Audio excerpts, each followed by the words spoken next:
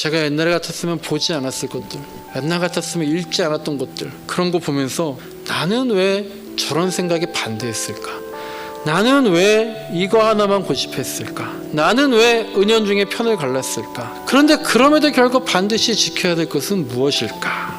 이런 생각들을 많이 하게 되는 것 같습니다. 그런데 여러분, 어려운 거 떠나서 우리도 사실 직장이든 또 이 교회든 어디에서든지 간에 가장 힘들어할 때는 어떤 겁니까? 무엇의 문제가 아니라 때로는 누구의 문제일 때가 많은 거예요. 뭐 때문에 힘들어? 이게 아니라요, 누구 때문에 힘들어? 이런 게 많다라는 거죠. 일이 힘든 것도 있지만 관계가 힘든 것도 더 많을 때가 있다는 거죠.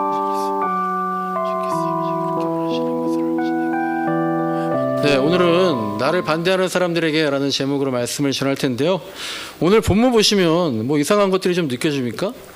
성경을 보면은요, 성경 말씀을 무조건 믿습니다 라고 보면 모르겠지만 아마 서점에 있는 일반 도서들 그렇게 읽는 것처럼 머리를 조금만 굴려가면서 읽다 보면은요, 사실 성경은 죄다 이상하죠. 말도 안 되는 얘기들이 많이 나옵니다. 근데 오늘 본문 보면서 저한테 제일 신기했던 건 그거예요. 아, 이 당시에는 귀신을 쫓아내는 사람들이 예수님 말고도 또 다른 사람들이 이렇게 있었구나라는 거예요.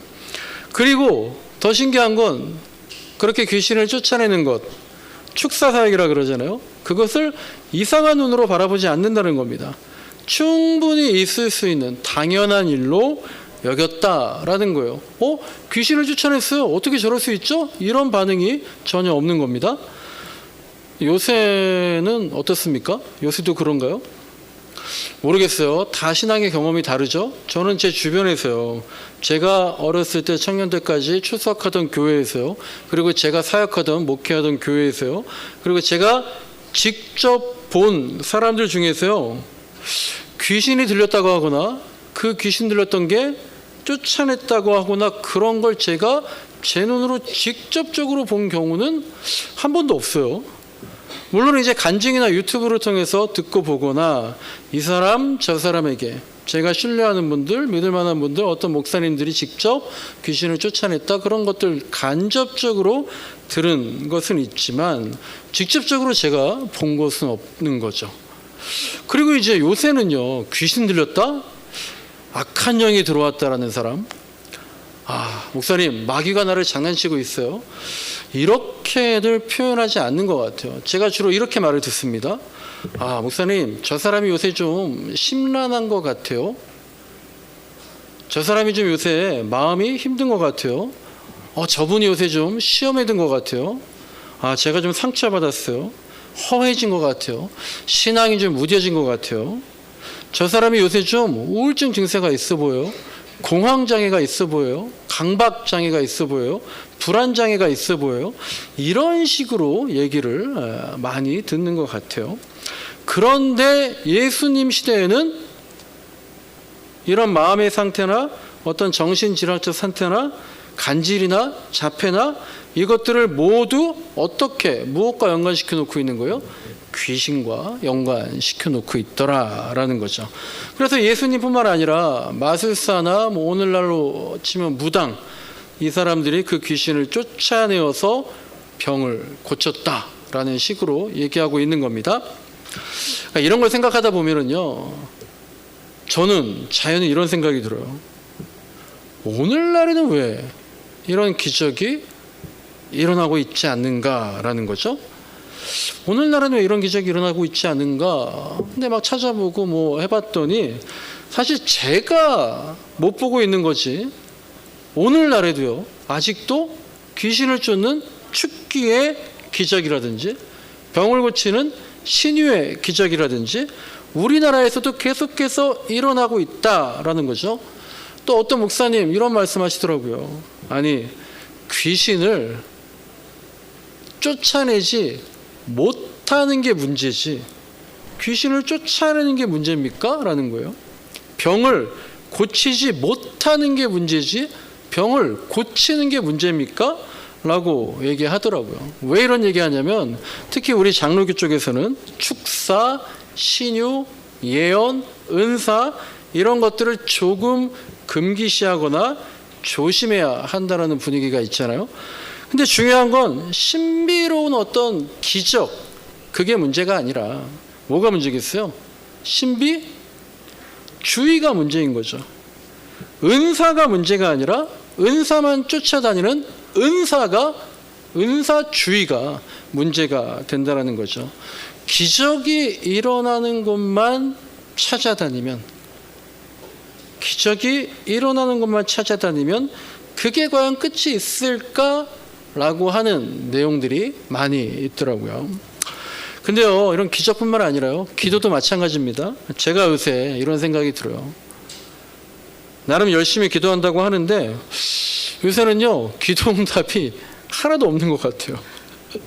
요새 기도하는 제목들은요, 오히려 기도 제목들이 더 눈덩이처럼 커져가는 것 같아요. 그런데 돌아보니까요, 예전에는 지금보다요 훨씬 기도를 시간적으로 보면 안 했는데도, 그런데 제가 기도하는 대로 상대적으로 더 응답이 잘 왔던 것 같은 거예요. 그러니까 이런 생각이 들죠. 야, 더 많이 기도하면 더 많이 응답이 오겠구나. 뭐 너무 기가 차다는 듯이 웃으시는데 제 수준이 이래요. 더 많이 기도하면 제가 기도하는 대로의 그런 응답이 오겠구나. 그래서 더 많은 시간을 기도했어요. 그런데 어떻게 돼요? 오히려 예수님은 저에게 새로운 과제를, 새로운 숙제를 주시더라고요. 마치요, 우리가 자녀들한테요, 우리 아이들이, 내 새끼가 뭐 사달라, 뭐 해달라 그러면요, 우리가 처음엔 그것들 막 주고 합니다. 근데 계속 그러다가 그 다음에는 어떻게 합니까? 약간 조건을 걸죠. 야, 이거 오케이 해줄게. 근데 너도 엄마가 말하는 거 한번 해보자. 그거 하는 게 자녀가 힘들어하고 싫어하는 거 알고 있지만, 부모는 뭘 알고 있는 겁니까? 얘가 그거 힘들겠지만 이거 넘어가면, 그거 관통하면, 지금 이 단계를 돌파하면 이 아이의 수준이 높아질 거라는 걸 알고 있는 거죠. 이게 이제 너무 단순한 비교일 수도 있겠지만 주님이 저한테 그러시는 것 같아요. 더 높은 수준을 요구하시는 겁니다. 주님이 저를, 그래, 너 옛날에 네가 기도한 대로 응답이 다 이루어졌어? 근데 기도를 더 많이 하다 보니까 오히려 더 힘들어지는 것 같다고 주님이 저를 더 성숙시키려고 하시는 게 아닐까라는 거죠. 근데 제가 이제 그런 것도 모르고 제가 나름대로 지금 지난 3월부터 작정 기도를 몇 가지 하고 있는데, 하나님께 제가 옛날에 한번 그런 설교했잖아요. 우리 하나님께 기도하자. 표징을 보여달라고. 이것만 해주시면 믿겠다. 그런 표징을 보여달라고 몇 가지 좀 무리한 제목의 기도를 하고 있는데요. 그러니까 제가 이제 이런 거예요. 하나님한테 제가 시비를 건 것 같아요. 하나님한테 제가 시동을 걸었어. 주님, 이거 꼭 기도한 대로 응답 주셔야 됩니다. 표징을 보여주세요. 제가 계속 그랬잖아요. 주님, 믿기는 믿는데요. 믿기는 믿는데 우리 믿음이 너무 작습니다. 제가 때로는 저도 확인받고 싶습니다. 표징을 좀 보여주세요. 그렇게 기도했더니 요새 하나님이 그러시는 것 같아요. 그래, 네가 그거 원하냐? 나도 원하는 게 있는데 라고 하시면서 제 고삐를 주시고, 제가 절대로 원치 않았던 방향으로 저를 끌고 가시는 것 같더라고요. 그럼 제가 어떻게 해야 되겠습니까? 네, 하나님은요 우리한테 항상 고비를 넘게 하시는 것 같아요. 그게 기도죠. 그걸 돌파해야 새로운 지경, 새로운 경지, 새로운 하나님 또 접할 수 있는 것 같다, 그런 생각이 들어요. 이번 학생부 여름 수련회 때 제 딸 다음이한테는요 어떻게 좀 그런 기회가 된 것도 같다라는 생각이 들어요. 다른 아이들은 뭐 제가 얘기를 못 해봤지만 우리 다음이랑 같이 수련회 어땠냐 그랬더니 뭐 평생 안 해봤던 농촌 체험들 막 그런 것도 하고 신나게 놀기도 해서 굉장히 재미있었던 것 같은데, 수련회 때 영화 하나를 봤다라는 거예요. 근데 그 영화가 되게 인상 깊었대요. 그 영화 제목이 뭐냐 하면 신은 죽지 않았다라는 영화래요. 제가 옛날에 그랬잖아요. 우리 다음이가 하나님 믿습니까 안 믿습니까? 얘가 언젠가부터 하나님이 없는 것 같다고 그랬잖아요. 그런데 얘가 이 영화를 보고 자기한테 그런 생각이 들더래요. 적어도 신은 있는 것 같다라는 생각이 들었대요. 근데 이제 그 신이 하나님인지는 아직 잘 모르겠다고 그렇게 얘기를 하더라고요. 제가 얘기를 하다 보니까 엄청 발전한 거죠. 얘가 하나님 같은 거 없는 것 같다라고 하다가 신이 있는 것 같은데 저게 혹시 하나님일까? 라는 생각을 하게 됐다라는 겁니다. 그런 계기가, 그런 고비들이 다 있는 것 같아요. 제가 이제 오늘 말씀 본문 시작도 안 했는데 귀신 얘기하다가 은사 얘기하다가 기도 얘기하다가 약간 3000% 빠진 것 같지만 또 생각해보면 다 비슷한 얘기입니다. 오늘 본문으로 돌아가세요. 첫 구절 38절을 보시면요. 세베대의 아들입니다. 이 요한, 예수님께서 사랑하시던 요한이 예수님에게 말하죠. 뭘 말합니까? 지금 보고하는 거예요. 예수님한테요. 예수님, 어떤 사람이 귀신을 막 쫓아내요. 선생님의 이름으로 쫓아냅니다. 근데 그 사람 우리 제자 아니에요. 우리와 함께하는 사람이 아니니까 예수님을 어떻게 하는 거예요? 사칭하는 거 아닙니까? 그래서 우리가 그 일을 하지 못하게 막았어요 라고 당차게 보고하고 있습니다. 그렇죠. 요한의 입장에서는요, 당연한 말을 한 거예요. 가끔 우리가 그런 뉴스도 있잖아요. 내가 청와대에 있는 사람 좀 알고 있는데, 내가 국회의원하고 좀 아는 사람인데, 내가 당신 아들 요번에 입사 원서인데 거기 이사님 잘 아는데 라고 하면서 다가옵니다. 이런 말을 들은 사람들은 누굴 믿는 거예요? 그 사람을 믿는 게 아니라 그 사람 뒤에 있는 용산에 있는 사람들이나 국회의원이나 높은 자리에 있다고 하는 그 사람을 믿고 속아 넘어가서 피해를 보게 되는 거죠. 사칭하는 겁니다. 그걸 막아야 되는 거죠. 그래서 지금 요한이 그렇게 예수님께 보고를 한 겁니다. 예수님은 참 하여간 우리의 생각을 항상 당연하지만 뛰어넘으시죠. 또 기가 막힙니다. 그 얘기를 듣고 이렇게 말씀하시는 거예요. 만약에 제가 보고 있는데 제 상사가 이렇게 얘기하면 짜증나잖아요. 막지 말아라. 금하지 말아라. 라고 하시는 겁니다. 39절 말씀을요, 한번 같이 읽어보겠습니다. 39절 화면 한번 띄워주시고요. 또 프린트 있으니까 같이 한번 읽어봅시다. 시작. 그러나 예수께서는 이렇게 말씀하셨다. 막지 말아라. 기적을 행하고 나서 쉬이 나를 욕할 사람은 아무도 없기 때문이다. 예수님은 늘 이렇습니다. 어떤 사람들한테는요, 아주 분명한 태도 보이세요. 일치를 향해서, 일치하기 위해서, 진리를 지키기 위해서 확연하게 갈라치게 하는 모습 보일 때가 있습니다. 그런데 또 어떤 사람들에게는 오늘 본문에서처럼 굉장히 또 관대하세요. 경계를 허물어버리고 모두가 하나다라고 하면서 그냥 놔둬라라고 얘기하시는 겁니다. 그래서 저는 오늘 본문에서는 왜 이렇게 관대하실까? 이게 궁금해지더라고요.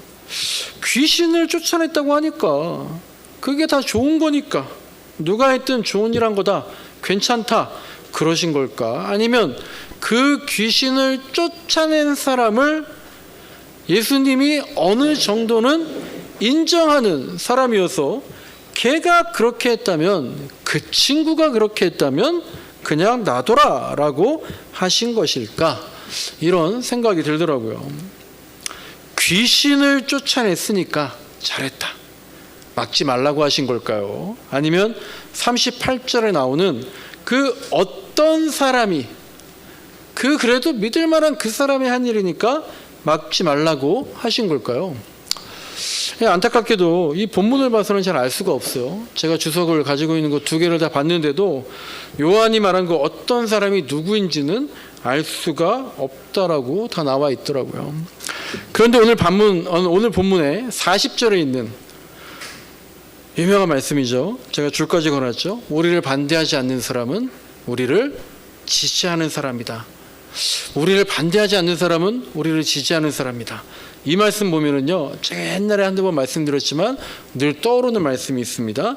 그 말씀과 연관시켜 보면 오늘 본문에서 예수님께서 왜 금하지 말라고, 막지 말라고 그렇게 하시는지 조금은 유추해 볼 수 있을 것 같아요. 그래서 우리 한번 마태복음 12장 22절부터 30절 말씀을 한번 같이 읽어보겠습니다. 화면을 한번 띄워주시고요. 프린트에 있는데요. 조금 길지만 한번 같이 한번 어떤 상황인지 보겠습니다. 역시 귀신을 쫓아내는 그런 상황인데요. 22절부터 제가 읽겠습니다. 그때 사람들이 귀신이 들려서 눈이 멀고 말을 못하는 사람 하나를 예수께 데리고 왔다. 예수께서 그를 고쳐주시니 그가 말을 하고 보게 되었다.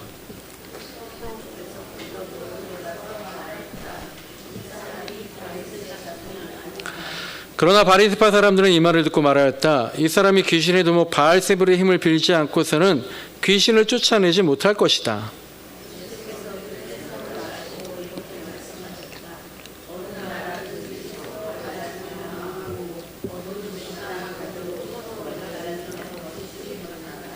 사탄이 사탄을 쫓아내면 스스로 갈라진 것이다. 그러면 그 나라가 어떻게 서 있겠느냐?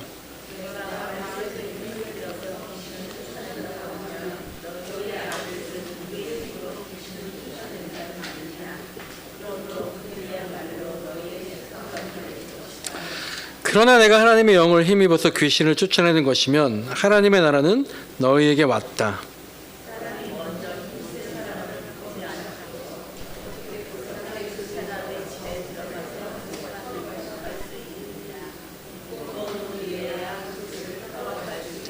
함께 읽겠습니다. 나와 함께 하지 않는 사람은 나를 반대하는 사람이요 나와 함께 모으지 않는 사람은 해치는 사람이다. 아멘. 이 말씀 다 보려면 굉장히 복잡하지만 마지막 30절 말씀 읽으려고 앞에서부터 쭉 읽은 건데요. 30절을 보니까 오늘 마가복음 본문과는 좀 약간 반대되는 말씀이 나오죠. 나와 함께 하지 않는 사람은 나를 반대하는 사람이다. 이렇게 말씀하시는데 나와 함께 하지 않는 사람, 그거 누굽니까? 24절에 나와 있는 바리새인들 말하는 겁니다. 예수님은 이 바리새인들한테는요, 하여간 이 바리새인들한테는 전혀 관대하지 않잖아요. 항상 척을 두시고요, 앙숙으로 사셨죠. 바리새인들은요 약간 척합니다. 같은 편인 척, 같은 고민을 하는 척, 함께하는 사람인 척 하지만 예수님은 그들에게 너희는 사실 나와 함께하지 않는 사람들이다. 오히려 나를 방해하는 사람들이다. 그러니까 나를 반대하는 사람이고 나를 해치는 사람이다. 이렇게 말씀하시는 겁니다. 오늘 본문인 마가복음 말씀과 지금 읽은 이 마태복음 말씀 모두요, 아까 말씀드린 것처럼 배경이 똑같아요. 귀신을 쫓아내는 과정에서 있었던 일이에요. 근데 예수님의 반응은 완전히 상이하죠. 결국 예수님이 이렇게 서로 다른 반응을 보인 거는 귀신을 쫓아냈다라는 그런 일이 문제가 아니라, 즉 어떤 사건 때문에 그렇게 다른 반응을 보이신 게 아니라 사람 때문이라고 추측을 할 수 있는 거예요. 바리새인들의 말은요, 그들의 본심이 아니었기 때문에 확실하게 배척하셨고요. 예수 공동체에 속해 있지 않지만 예수님의 이름으로 귀신을 쫓아낸 그 어떤 사람은 역시 그 사람의 본심을 아셨기 때문에 그 사람한테는 관대하게 하신 것이 아닐까 싶은 겁니다. 여러분, 어려운 거 떠나서 우리도 사실 직장이든 또 이 교회든 어디에서든지 간에 가장 힘들어할 때는 어떤 겁니까? 무엇의 문제가 아니라 때로는 누구의 문제일 때가 많은 거예요. 뭐 때문에 힘들어? 이게 아니라요, 누구 때문에 힘들어? 이런 게 많다라는 거죠.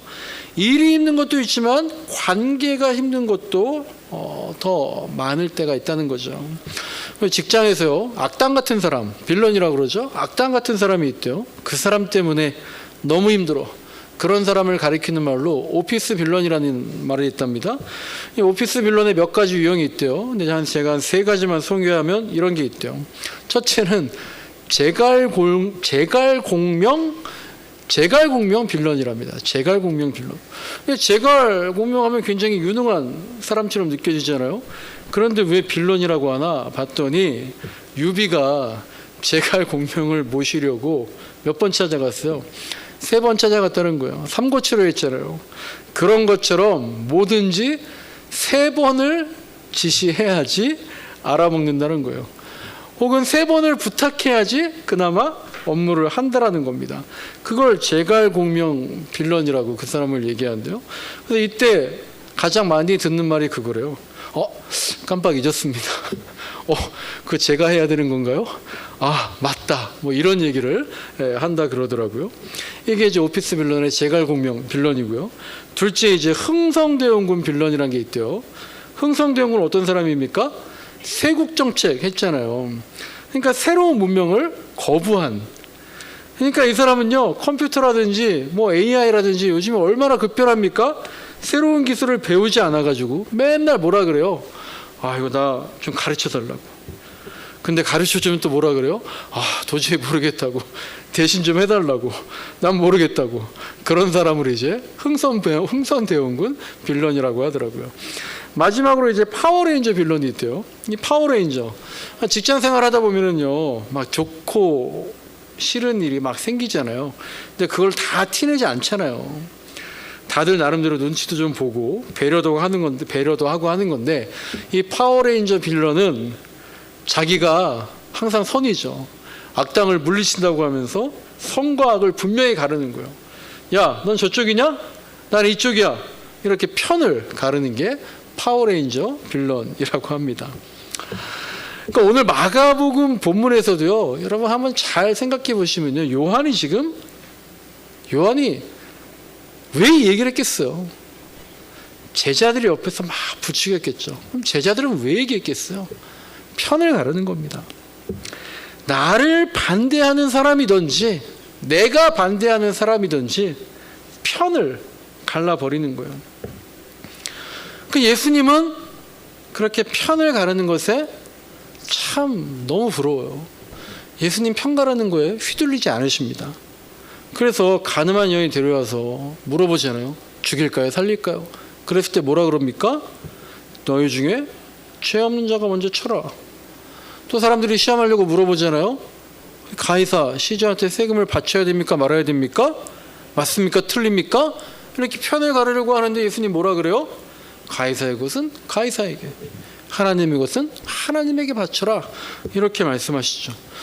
그래서 우리도 예수님처럼 편을 가르려는 사람들에게, 나를 반대하는 사람들에게 이렇게 지혜롭게 또 이렇게 멋지게 대처하고 싶은데, 안타깝게도 저는 또 여러분들은 이렇게 예수님의 지혜가 부족할 때가 있어서 자꾸 편 가르기에 휘말리게 될 때도 있죠. 반대하지 않는 사람이니까 나를 지지하는 사람인 건지, 함께하지 않는 사람이니까 나를 반대하는 건지 너무 헷갈립니다. 근데 우리만 그런 게 아니에요. 초대교회 사람들도요, 많이 헷갈렸던 것 같아요. 도대체 뭔지 모르겠다라는 거죠. 그래서 초대교회 사람들을 이렇게 했던 사람들이 있더라고요. 사도행전 5장 말씀 보시면요, 이런 게 있어요. 화면을 좀 띄워주시고요. 프린트에도 있죠. 사도행전 5장 33절부터 42절. 이 사람들은 어떻게 했나 한번 봅시다. 교독하겠습니다. 제가 먼저 읽을게요. 그들은 이 말을 듣고 격분하여 사도들을 죽이려고 하였다.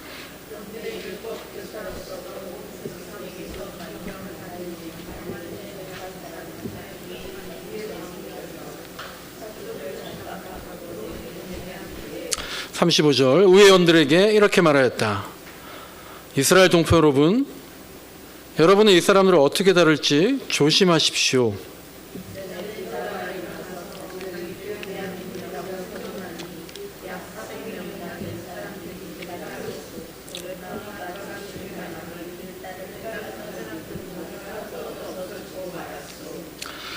그 뒤에 인구조사를 할 때 갈릴리 사람 유다가 일어나 백성들을 꿰어서 자기를 뒤따라 반란을 일으키게 한 일이 있어. 그도 죽으니까 그를 따르던 사람들은 다 흩어지고 말았소.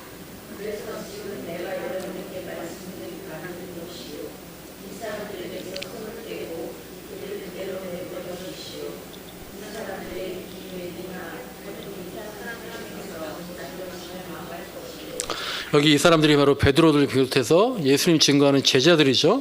39절입니다. 하나님에게서 난 것이면 여러분은 그것을 없애버릴 수가 없소. 도리어 여러분이 하나님을 대적하는 죄가 될까 봐 두렵소. 그들은 그의 말을 옳게 여겼다.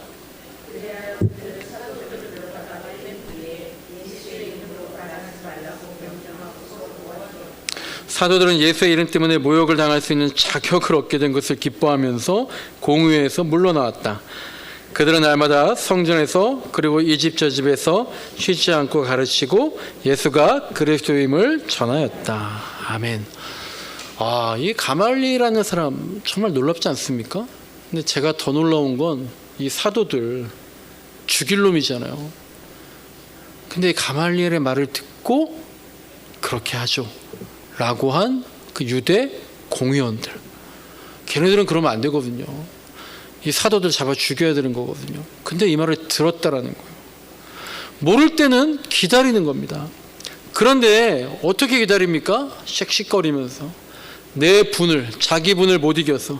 근데 어떻게 다른 방도가 없으니까 억지로 기다리는 게 아니라 뭐라고 하면서 기다리는 거예요? 하나님을 대적할까 봐 두려운 마음을 가지고 하나님께 맡기라는 겁니다. 그래서 그게 사람에게서 난 것이면 어떻게 된다는 거예요? 알아서 망한다는 거예요. 하나님에게 난 것이라면 없애버릴 수가 없다라는 겁니다.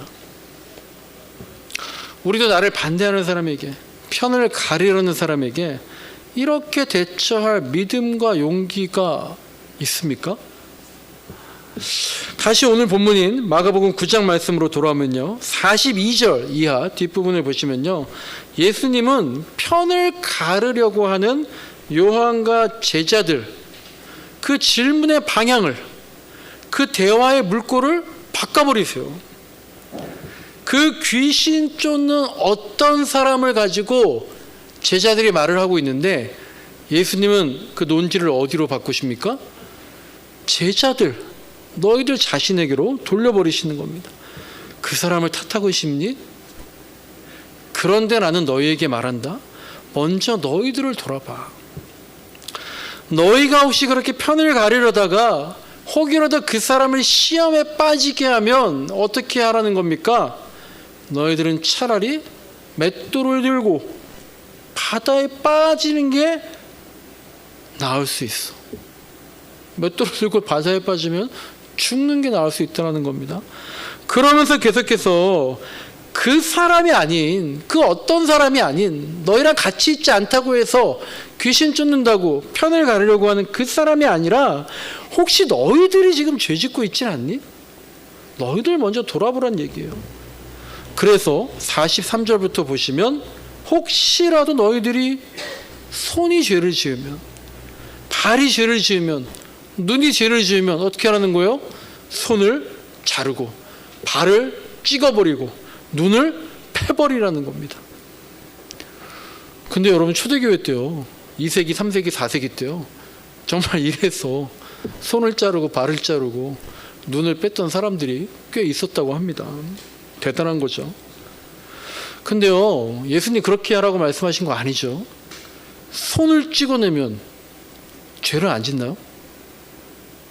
영화 타짜를 보시면요, 화투 치다가 어떤 사람이 나와요? 손모가지가 잘려있는 사람 나오죠. 그 타짜가 어떻게 합니까? 손에다가 갈고리를 껴가지고 화투를 칩니다. 마음으로 끊어내지 않으면, 손이 없으면 발로라도 치든지 그렇게 갈고리 끼워서 치는 거예요. 죄를 짓지 않기 위해서는 마음을 찍어내야 하는 거죠. 여기서 정말 너무 화가 나던데, 그 티몬과 위메프 사태 있잖아요. 너무 힘든 피해자들이 많잖아요. 근데 보이스피싱 하는 놈들이 즉시 환불해 준다라는 피싱 문자를 또 보낸다는 거예요. 그럼 이게 다행이다 하고 막 클릭하다가 또 피해 당하고, 그렇게 피해자들을 또 등쳐먹는 사람이 있는데, 근데 그 사람들 타이핑하는 그 손가락을 자르면, 그 사람들 서버를 다 차단하면 보이스피싱이 없어집니까?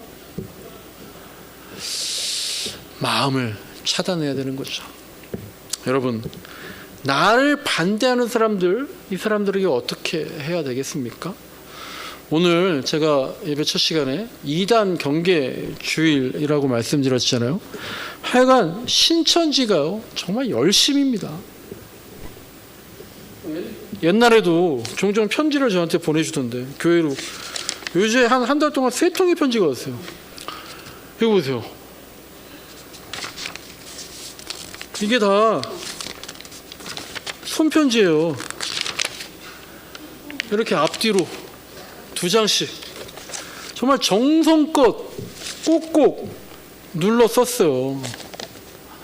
제가 우리 1대1 같이 공부하시는 분들 큐티 하자고 하면서 이제 하여간 보자 하면서 지금 아침에 큐티 책 생명의 삶을 드리면서 거기다가 손편지 몇 줄 썼거든요.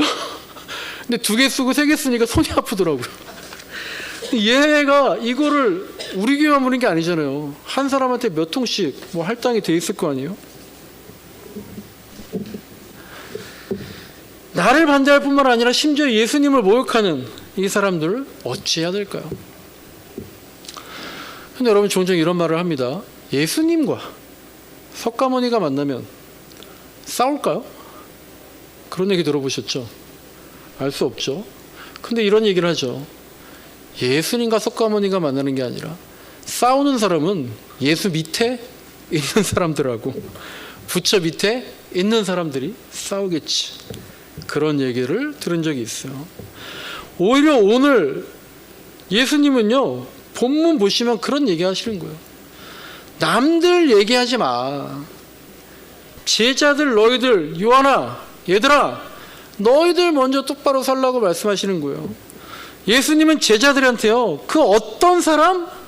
야, 그 사람 보지 말고 너희들을 먼저 보라고 말씀하시는 겁니다. 사람들은 시비를 겁니다.